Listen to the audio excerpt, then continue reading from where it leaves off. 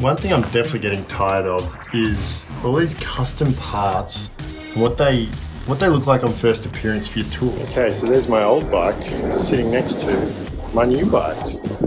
And my new bike came with lowered suspension. It's too short for me. So I've got this jack here. I'm told that the bike doesn't have a super good relationship with any jacks lifting it up from under here, but that it's safe enough for small work. And the challenge is to make sure it doesn't fall over when it's on the jack. That's where these come in, and my helpful hooks just mounted on the wall in my garage. So let's see if I can make this work. So this is the issue that they talk about. Now this could be overkill, but I don't want to ruin my new bike. So up in here, that gap there between this bar and the engine, that's a whole gap. And this isn't strong enough as a piece of metal to hold the whole weight of the bike. But the bit above it is, and these arms that sit on the sides, these black metal rods, have a bit more support in them. So I've read and been told that if you remove this aluminium case, the bash plate, and fit some bits of timber in that gap and put it back together, it'll hold the weight more evenly. Little 5/16 bolts. And there we go. Try and put some bits of wood in this and get it jacked back up. Ideally I'd have better bits of timber laying around, but hey, when you've got gaffer tape, small bits will do, I think. So let's see if this goes back on. It helps support it a little bit better.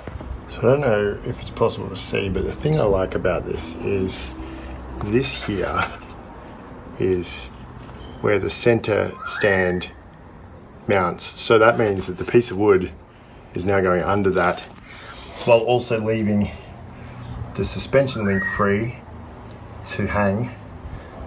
So it's getting closer to something safe to jack up onto. And yes, it is only some planks of wood, but basically what that's trying to do is stop the bash plate from warping by having too much give with the jack underneath it.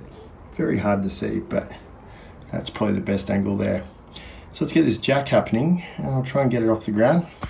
And yeah, it's like a little bit roughshod, but my rock straps are at least going to kind of hold the balance. So it's a bit of insurance if nothing else, just because when you get these things up without a stand, they've got a balance. So I think I've got this in about the right spot. It's coming back towards the back where I'm starting to have the wood sit on the frame, and I'm just going to go up a little bit at a time once it starts to take the weight, and then I'll tighten these rock straps as I go. I know they're just hooks in a wall with just some elastic straps, but it's better than nothing. So I'll take it slow and see how I go. Alright, so we just started taking the weight. Straps are tightening as I go. Let's see how we go. And we have liftoff. Back wheel off the ground. Front wheel just off the ground. Jack's holding up fine. Let's get these suspension links switched. One thing I'm definitely getting tired of is all these custom parts and what they look like on first appearance for your tools. So this is 17mm for the nut there. And I watched a video of a fellow, I'll post a link, who's really got a good video on removing these. But he's not using the Kuba links. When you look on this other side, at first it just really perplexed me. I thought, how the hell am I going to get a socket into there to hold it, or even a spanner? And then I looked at a video, and apparently these links hold the bolt. So you basically, it's like it's its own spanner on this end. This is actually the scary bit. The first application of force. I'm not going to do it on camera, but I'm going to have to undo this and make sure I don't rock the bike while I go. So I discovered pretty quickly the trick was to not leave this wheel dangling, but actually just bring it just supported on the jack. And first link is off. Push the bolt through on the top there. Got to get this one through as well and pull them out the other side. There you go. And we're up.